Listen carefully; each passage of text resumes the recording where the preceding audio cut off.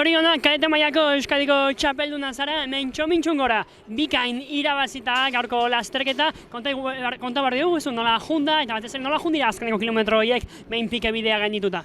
Bai, karrera nahiko lasaia izan da hasieran, gero karrera erdian jauzi egin naiz, eta gero lortu dut berriro pelotoira bueltan, eta gero pike bidean dana eman dut, janda Aitor Mitxelena janda aurretik, eta atzean sortxiko taldetxo bat egin dugu, eta releboka janoan erandiona hartu egin dugu Mitxelena. Baliatu dezue, kilometro desente zeudela, pike bidetik getxoroko helmuga ontaraino, ez? Bai, hori izan arazoa eta bakarrik heltzea hortik oso zaila zen. Horregatik hartu diogu hor Mitxelenari ona heldu baino lehen, baina azkenean hori.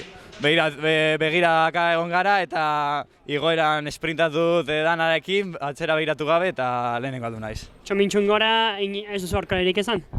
Ez dakit, ez dut begiratu atzera, ni topera jan naiz beti gol arte eta lehenengo aldu naiz. Zorionak. Bai, eskerrik asko.